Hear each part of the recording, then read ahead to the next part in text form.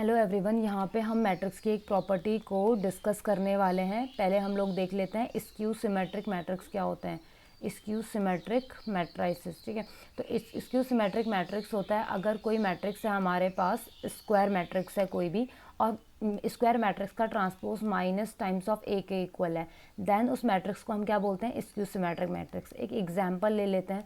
Matrix A है 0 1 2 -1 -2 0 0 3 and minus 3 यहाँ ले लो, 3 यहाँ ले लो, ठीक है।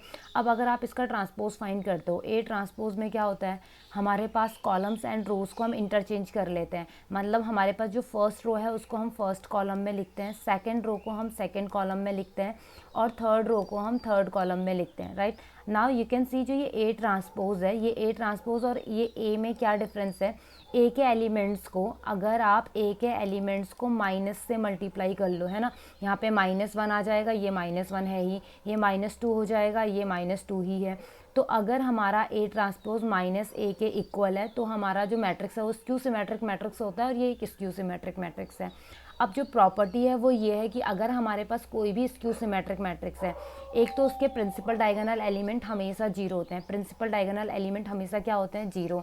और जो हमारा ट्रेस ऑफ मैट्रिक्स होता है, ट्रेस क्या होती है मैट्रिक्स की, प्रिंसिपल डायगोनल एलिमेंट्स का सम होता है ट्रेस। तो स्क्यू सिमेट्रिक मैट्रिक्स का ट्रेस हमेशा 0 होता है। सेकेंड पॉइंट ये है कि हमारे पास कोई भी ऑड ऑर्डर का स्क्यू सिमेट्रिक मैट्रिक्स हो जाएगा। अगर हमारे पास odd order skew symmetric matrix है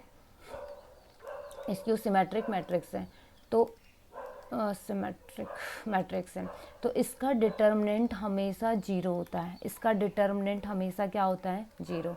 ओके, फॉर एग्जांपल अगर आपको एग्जाम में पूछ दिया ये हमारा 0 0 0 है, 1 -2 3 5 -5 1 और -2 की जगह यहाँ पे ले लेते हैं 2, और ये -1 ले लेते हैं, और ये -3। तो ये एक स्क्यू सिमेट्रिक मैट्रिक्स है। देखो ये वाली पोजीशन पे 1 है, यहाँ नेगेटिव टाइम है इसका, यहाँ -2 है, यहाँ +2 है, यहाँ 3 है, यहाँ -3 है, और प्रिंसिपल डायगोनल एलिमेंट्स 0 है।